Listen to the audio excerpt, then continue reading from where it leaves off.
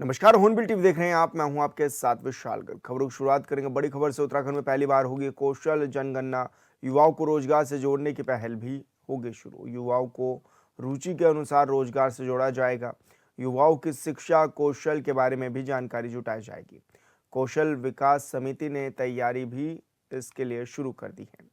इस तरह की जनगणना कराने वाला दूसरा राज्य बनेगा उत्तराखंड। तो ये बड़ी खबर आप तक पहुंचा रहे हैं, जहां पर युवाओं को रुचि के अनुसार ही रोजगार उपलब्ध भी कराया जाएगा।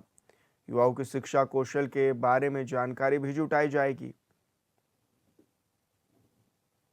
और कौशल विकास समिति ने इसको लेकर तैयारियां भी शुरू कर दी हैं। और संवाददाता योगेश आर्य हमारे साथ लाइव जुड़ गए हैं। योगेश, क्या कुछ जानकारी मिल पा रही है, किस तरह की तैयारियां जो है कौशल विकास विभाग ने की है?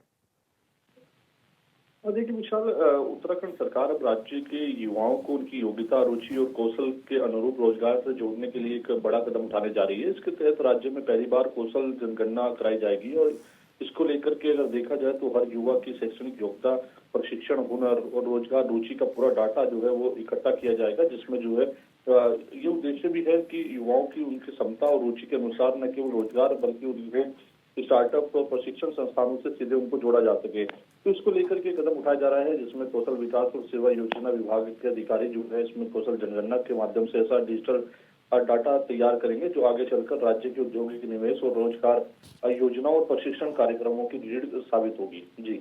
लेकिन इसके लिए किस तरह की तैयारियां अभी की जा रही हैं और जो युवा है उनके इंटरेस्ट को किस तरह से जाना जाएगा? क्या कोई प्लेटफॉर्म तैयार किया जा रहा है या घर घर जाकर इस अभियान को चलाया जाएगा, योगेश?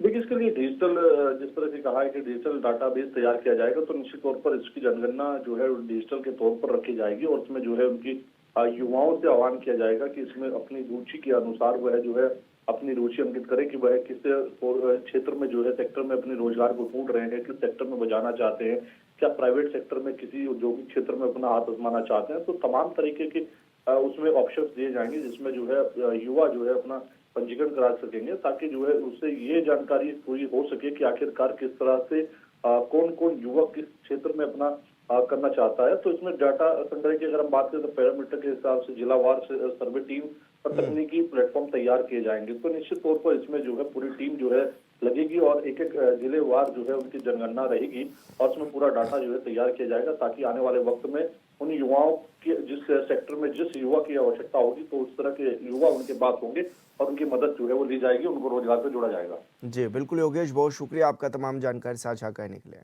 द्वाराहाट नगर में 28 अक्टूबर को देश के पूर्व राष्ट्रपति रामनाथ कोविंद पहुंच रहे हैं। महामहिम राष्ट्रपति महाअवतार बाबा की गुफा में ध्यान करेंगे। साथ ही दूनगिरी रिट्रीट में रात्रि विश्राम भी करेंगे। प्रशासन की टीम ने द्वाराहाट समेत दूनागिरी, महाअवतार बाबा गुफा, दूनागिरी रिट्रीट आदि स्थानों का निरीक्षण भी किया है।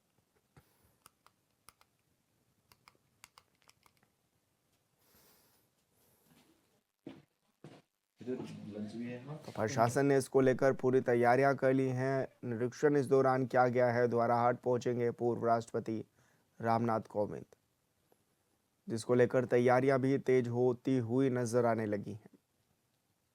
तो महाअवतार बाबा की गुफा में ध्यान भी करेंगे पूर्व राष्ट्रपति। दूनागिरी स्ट्रीट में ये रात्रि विश्राम भी उनका रहेगा, जिसको लेकर तैयारियां तेज कर दी गई हैं। प्रशासन ने पूरी तैयारी इसके लिए की है।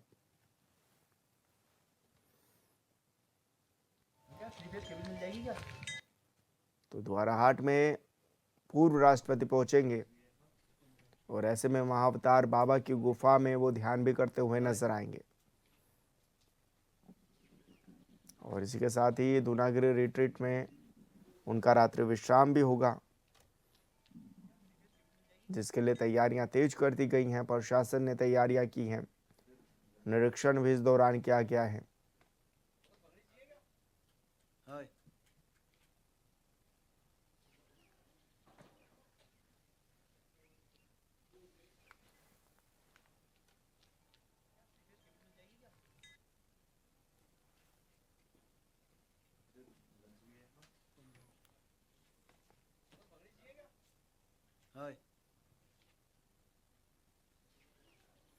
तो प्रशासन ने इसको लेकर तैयारियां भी पूरी कर ली हैं। द्वाराहाट में पहुंच रहे हैं पूर्व राष्ट्रपति रामनाथ कोविंद पहुंचेंगे।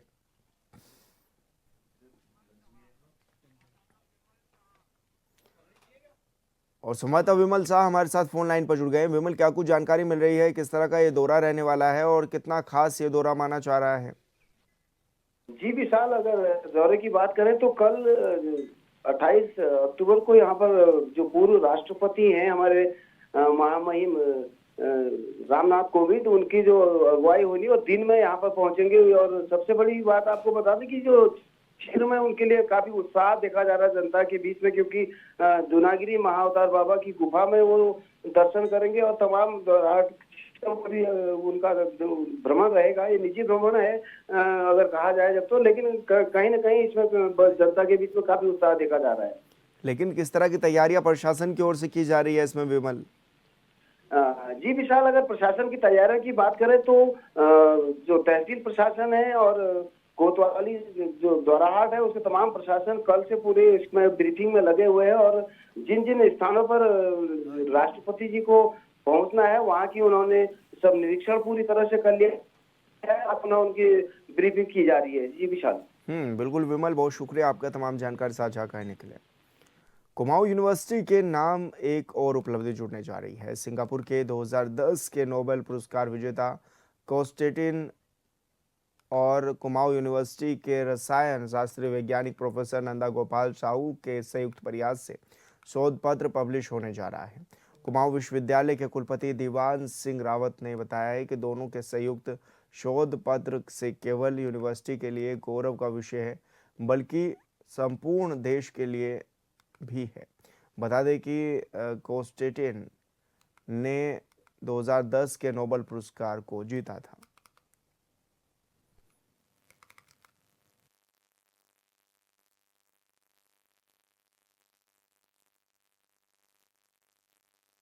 बहुत ही इम्पोर्टेंट एक्टिविटी हमारे यहाँ होने जा रही है। वो ये कि कुमाऊं यूनिवर्सिटी का जो नाम है रिसर्च पेपर में, वो एक सिंगापुर के नोबेल लॉरेट है 2010 के। उनका नाम है सर्गेविच नोवोस्लिव। वो 2010 के नोबेल लॉरेट है। उनका जो रिसर्च पब्लिकेशन है, हमने यहाँ पर कुमाऊं यूनिवर्सिटी में प्रोफेसर एन जी साहू हैं, उनके साथ उनका कोलैबोरेशन स्टार्ट हुआ था लास्ट ईयर से।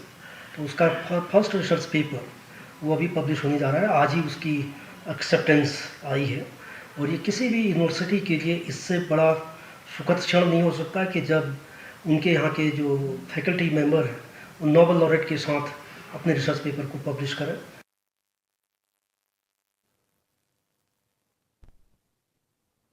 लक्सर के सुल्तानपुर में वोट चोर गद्दी छोड़ अभियान में हिस्सा लेने पूर्व मुख्यमंत्री हरीश रावत के बेटे वीरेंद्र रावत पहुंचे, जहां उन्होंने कांग्रेस कार्यकर्ताओं के साथ सुल्तानपुर कुन्हारी से लेकर सुल्तानपुर के कई हिस्सों से होते हुए अली चौक तक पद यात्रा भी निकाली है। पद यात्रा में उनके साथ कांग्रेस के सैकड़ों कार्यकर्ता शामिल हुए।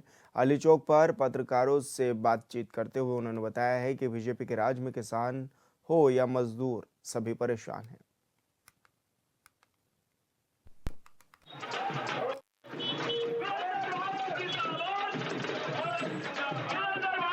छोट ये भारतवर्ष में एक नारा नहीं रह गया है, ये आज हर व्यक्ति के मानस में ये है और सब ये जानते हैं कि 2024 में मोदी जी ने जो केंद्र में सरकार बनाई है वो वोट चोरी के माध्यम से उन्होंने सरकार बनाई है। चाहे मसला आप हरिद्वार लोकसभा का लीजिए, 19 अप्रैल को जब यहाँ वोट पड़ते हैं और रात को 11 बजे एक मैसेज आता है कि यहाँ जो है टोटल वोट 58.36% वोट पड़ा है। ये बात कब कही है? सीबीआई की आजाद जब है, जब लोग सड़कों पर आए। ये युवाओं को, बेरोजगारों को एक गुमराह करने का तरीका है। पहले क्या करते हैं? पहले पेपर वोट चोरी कराते हैं, फिर उसमें जांच करते हैं, बेरोजगारों को गुमराह करते हैं। ये सरकार जो चल रही है ये गुमराह करने पर ही चल रही है। अब सीधी सी बात है कि किसानों को बाढ़ पीड़ित पर, ये किसान क्षेत्र है, बाढ़ के त्रस्त है, 3 साल से लगातार बाढ़ आ रही है और क्या करेंगे? आते हैं, मुआवजा करते हैं, देखते हैं, आज तक एक मुआवजे का एक घोषणा नहीं की है। किसानों के बिल को लेके ले लो, किसानों के दाम को ले लो, पेराई सत्र चलने वाला है, क्या गन्ने का मूल्य घोषित किया है इन्होंने? आदरणीय राहुल गांधी जी के नेतृत्व में कांग्रेस पार्टी ने देश भर के अंदर वोट चोरी जो बड़े पैमाने पर हुई और भारतीय जनता पार्टी की सरकार वोट चोरी करके जो सत्ता हासिल इन्होंने की, उसमें तरह तरह के प्रोपगंडे जहां जहां इनकी सरकारें वहां हो रहे हैं। जैसा कि आप अभी मेरे से पूछ रहे थे कि पेपर चोरी का जो मामला है, माननीय मुख्यमंत्री जी ने जब वो घोषणा की, जब कांग्रेस ने पूरे प्रदेश के अंदर पेपर चोरी का मुद्दा उठाया और जन भावनाओं की कदर करते हुए पूरे प्रदेश से जन समर्थन पेपर चोरी पर मिला, क्योंकि ये युवाओं के साथ एक सरासर बहुत बड़ा धोखा था। ब्रेक के बाद स्वागत है आपका। खबरों में आगे बढ़ेंगे। बॉलीवुड में अपनी अदाकारी के बल पर पहचान बना चुकी उत्तराखंड की बेटी उर्वशी रौतेला सरोवर नगरी नैनीताल में अपने परिवार के साथ पहुंची। उन्होंने नैनी झील में नौका विहार भी किया है। मुंबई से दूर नैनीताल की वादियों में सुकून के पल बिताकर रिलैक्स मूड में नजर आई। उर्वशी का कहना है कि नैनीताल एक शानदार स्पॉट है और उन्हें उत्तराखंडी होने पर भी गर्व है।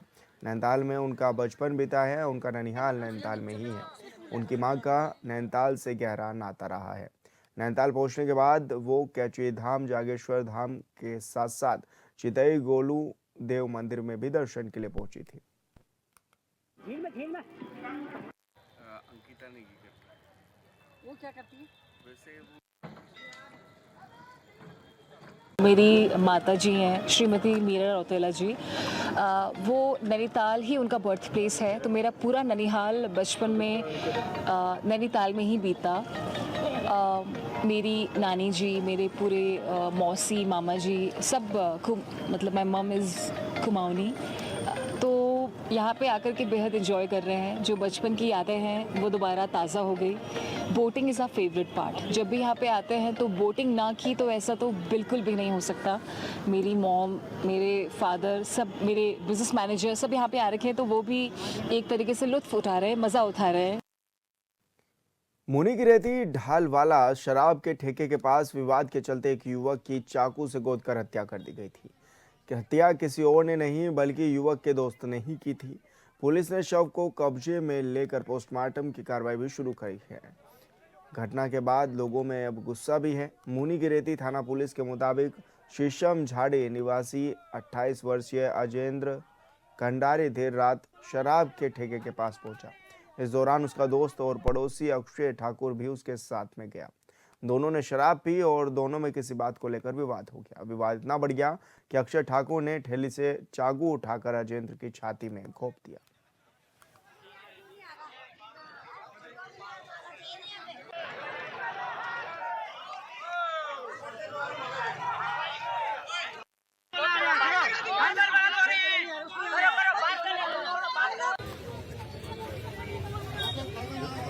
एक साधु अधजला अवस्था में यहाँ पे पाए गए थे।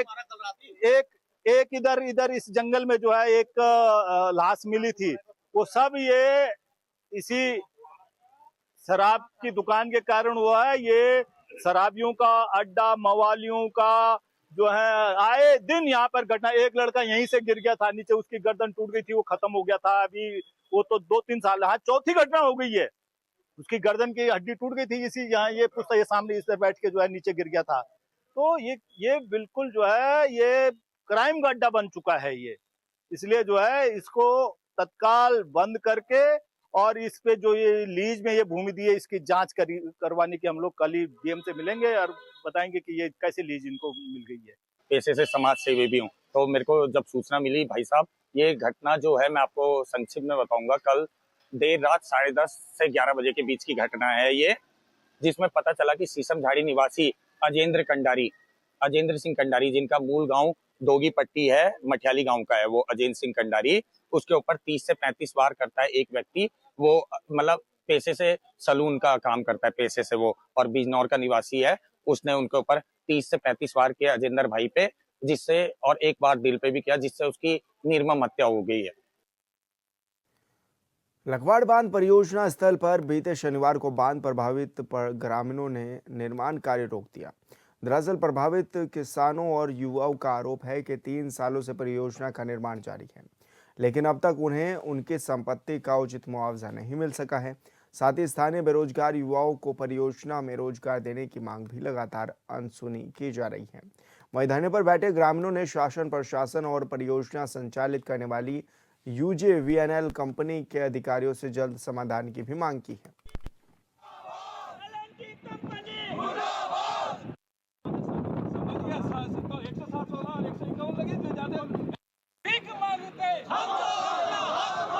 एक सप्ताह पहले शासन और प्रशासन को लिखित रूप में दिया था कि लखवाड़ बांध प्रभावित काश्तकारों की समस्याओं का समाधान किया जाए। इससे पूर्व में हमारी जिलाधिकारी महोदय टिहरी के साथ भी बैठक हुई थी। हमने उस दिन 15 सूत्रीय मांगों को रखा था, जिसमें कि उन्होंने कार्रवाई का आश्वासन दिया था, लेकिन अभी तक कोई कार्रवाई इसमें नहीं हुई है। इसके परिप्रेक्ष्य में फिर दोबारा हमारी बैठक हुई। अब बैठक में निर्णय लिया गया कि हम धरना स्थल पर सांकेतिक धरना देंगे, जो कि हमने कल 24 तारीख से शुरू कर दिया था। आज द्वितीय दिवस था और हम सब लोगों ने एक मांग रखी थी कि एक सक्षम अधिकारी अगर हमारी बात सुनने के लिए हमारे बीच में पहुंचते हैं तो निश्चित तौर पे कोई समाधान निकलेगा। लेकिन आज भी खाली उप जिलाधिकारी महोदय धनोल्टी अन्यनबाग हमारे बीच में आई, जिनके समक्ष हमने 22 सूत्रीय मांग रखी, जिसमें कि वो खाली आश्वासन दे रहे थे कि ये मेरे समक्ष या मेरे अधिकार क्षेत्र में ये इसका निस्तारण नहीं है। और संवाददाता इलम सिंह चौहान हमारे साथ फोन लाइन पर जुड़ गए हैं। इलम, क्या कुछ जानकारी मिल रही है, किस तरह की ये चीज़ें जो हैं वो होती हुई भी नज़र आ रही हैं, और अब क्योंकि लंबे समय से लोग मांग कर रहे हैं, क्या कुछ इनकी मांगों पर बातचीत जारी है? जी विशाल जी, ये लखवाड़ बांध परियोजना का जो दूसरा फेज है, पहले लोहारी डैम बना, उसमें भी जो लोहारी गांव है वो पूर्ण रूप से डूब गया है, लेकिन अभी तक उनका जो कंपनसेशन है, उनका जो विस्थापन है वो नहीं किया जा सका है।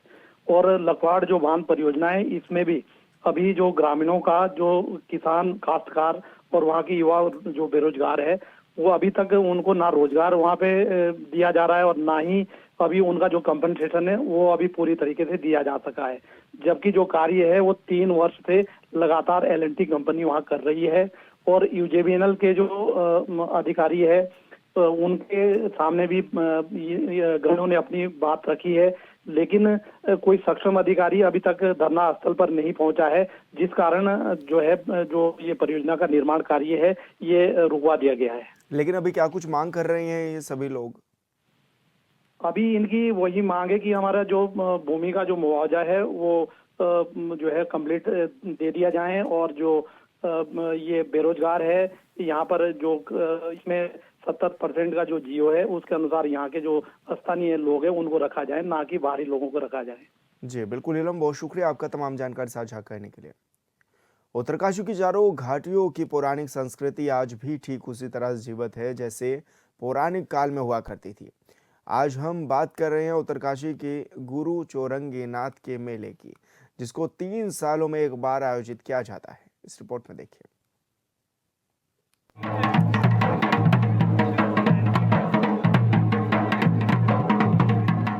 उत्तरकाशी के गांजड़ा क्षेत्र में गुरु चौरंगी नाथ का पौराणिक मेला 9 नवंबर से शुरू होने वाला है, जिसकी तैयारियां इन दिनों तेज है। मेले में देवताओं के आशीर्वाद के साथ यहां अतिथि देवो भवो की परंपरा के निर्वहन के लिए हजारों की संख्या में श्रद्धालु पहुंचते हैं। गांजड़ा क्षेत्र के 5 गांव चौडियाट, दिकोली, सोड, लोताड़ा और भिटियारा गांव में इस मेले का आयोजन किया जाता है। जो मेला जिसको हम नगाथोड़ू बोलते हैं, उसकी तिथि जो है 9 तारीख से शुरू होगा। 9 नवंबर से 9/11/2025 को नगाथोड़ू होगा, और उस दिन देवता जो है चौंडाट गाँव जाएगा, रात को दिखोली आएगा, और रात को दिखोली में सांस्कृतिक कार्यक्रम होगा, और 10 को देवता जो है फिर सौड़ चला जाएगा। 11 को सौड़ रहेगा रात को, 10 को 11 को देवता जो लुदाड़ा रहेगा, और लुदाड़ा से देवता जो है लुदाड़ा रहेगा 11 को, और 12 को देवता जो है फिर बिटियारा चला जाएगा रात को, और 13 तारीख को इस मेले का होगा समापन। और इसके जो है 5 थोड़ होते हैं, तो आज हमारा जो है ये चौथा थोड़, ये जो है तीसरा थोड़ है, और चौथा थोड़ा जो है 30 तारीख को होगा, इस 30 अक्टूबर को होगा। उस दिन देवता जो है यहाँ से सौड़ से जो है चौंडाटगोड़ जाएगा, आज देवता जो है सौड़ जाएगा। तो इन थोड़ों के बीच में जो है देवता केवल चौंडाटगोड़ सौड़ में ही जो है उसका पूजन होता है और इन्हीं 2 जगहों में देवता जो है प्रवास करता है। प्रत्येक गांव में देवताओं के साथ बाहर से आने वाले श्रद्धालुओं के लिए 5 गांवों में विशेष व्यवस्था की जाती है। प्रत्येक घर में मेले में आने वाले श्रद्धालुओं के लिए पकवान तैयार किए जाते हैं और हर एक श्रद्धालु को देवता का अंश मानकर भोजन कराया जाता है। खास बात यह है कि मेला प्रांगण में श्रद्धालुओं की गिनती कर हर घर के हिस्से में बराबर मेहमानों को बांटकर भोजन के लिए भेजा जाता है। जो आप हमारे इस मेले का जो इस तरह से टीवी चैनल के माध्यम से सभी लोगों को दिखाते हैं। हमारा जो चौंडाटगोड़ का जो मेला है, ये चौरंगी देवता का जो मेला है चौंडाटगोड़ से स्टार्ट होता है।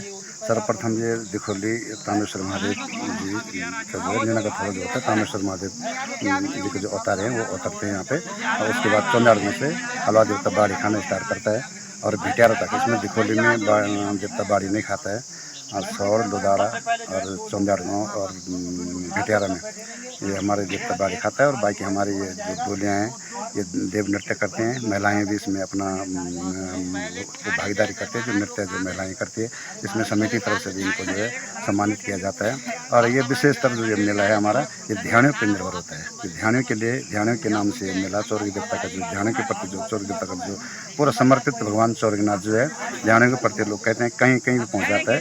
तो उस पर ये 3 साल में त्रैवार्षिक मेला ये हमारा जो है ये हमेशा इसी तरह से जो है कार्तिक के महीने ही 3 सालों में होता है। सबसे बड़ी बात यह है कि इस मेले में देवता के अलावा कोई मुख्य अतिथि नहीं होता, यानी प्रत्येक श्रद्धालु यहाँ देवता का रूप होते हैं और देवता के रूप में अतिथि का सम्मान किया जाता है, जिसमें जात पात का भेदभाव नहीं किया जाता है। मेले में 5 दिन सुबह से पूजा अर्चना की जाती है, देवडोलियों के साथ नाच गाना होता है। दोपहर में हर श्रद्धालु को भोजन कराया जाता है। गुरु चौरंगीनाथ के साथ चलने वाले उनके वीर हलवा देवता को सीटियों के साथ अवतरित कर प्रत्येक घर से कद्दू ककड़ी, दही घी और बाड़ी देवता को खिलाया जाता है। न्यूज़ को बहुत बहुत बधाई देता हूँ जो आप यहाँ हमारे 5 गांव के बीच यहाँ पधारे चरोड़ में। और जो हमारा ये चौरंगी देवता का मेला है ये आज से नहीं पता नहीं कौन सी पीढ़ी से चल के आया है, जो कि हमारे जितने भी अतिथि आते हैं सब भगवान के रूप में उनका यहाँ पर सादर किया जाता है, सबका स्वागत किया जाता है। और मेरी आवाज़ न्यूज़ इंडिया न्यूज़ के माध्यम से जहाँ तक मेरी आवाज़ पहुँचेगी, मैं सभी भक्तगणों को यही निवेदन करूँगा कि आप लोग ज़्यादा से ज़्यादा संख्या में आने की कृपा करेंगे। जो हमारा चौरंगी देवता मेले का जो मेला का जो सम्मान बढ़े, और मैं गुरु चौरंगी देवता में से निवेदन करूँगा कि प्रभु आप पे सबकी कृपा बनी रहे। मेले में प्रत्येक दिन बिना हाथ लगाए हलवा देवता 8 से 10 किलो तक भोजन करते हैं और भोजन के पश्चात देवता मेले में आने वाले हर श्रद्धालु को बिच्छू घास, जिसे स्थानीय भाषा में कंडाली कहा जाता है, उसे लगाते हैं। कहा जाता है कि जिसको ये कंडाली लगती है उसे 3 सालों तक भूत प्रेत सहित किसी भी प्रकार की काली शक्तियां असर नहीं करती, जिसका प्रत्यक्ष उदाहरण यहाँ देखा जा सकता है।